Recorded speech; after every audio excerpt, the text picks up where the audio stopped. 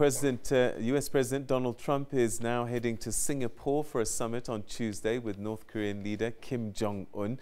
Reports said that Kim has already arrived in Singapore. Earlier, Trump said that he'd know within a minute whether something would come out of the encounter. Washington is seeking to persuade North Korea to denuclearize.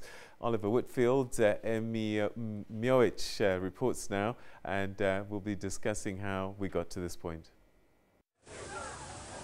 South Korea is famed for its own style of barbecue, so it's hardly a surprise this South African braai restaurant is popular with locals. The country knows all too well what a fiery relationship is like with the North. While the upcoming summit between President Trump and Kim Jong-un has provided plenty of food for thought, most people seem unfazed. I think as foreigners we get affected a bit more, or we react to the news a little bit more, but to the Koreans, they just carry on with everyday life, and yeah, nothing changes for them. There's been a flurry of diplomatic activity to get the summit on track following President Trump's dramatic decision to pull out of the meeting.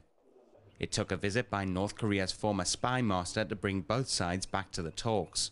I think it's going to be a process, but the relationships are building, and that's a very positive thing. Top of the agenda in Singapore will be getting North Korea to give up its nuclear arms. The US wants this to happen at once, but Pyongyang would prefer to dismantle its nukes in a phased manner as sanctions are lifted. The nuclear weapons program will not be enough to guarantee the regime within the country, and Kim Jong-un knows it. Technically, the two Koreas are still at war. That's because only a truce was agreed in 1953. But there are hopes a peace deal could finally come out of the Singapore meeting. Here at the National Cemetery in Seoul, there are graves for almost as far as the eye can see. Almost 150,000 South Korean soldiers died in the Korean War. It's little wonder then that surviving veterans are weary of trusting the North. Kim Jong-un's behavior is excessive. If a war begins, everyone will die, and if we compare their nuclear scale, North Korea cannot beat the US. On Wednesday, 300 human rights groups called on Kim Jong-un to improve the treatment of people in North Korea. Campaigners want Donald Trump to raise the issue at the meeting. The world knows, the world cannot pretend that crimes against humanity do not happen.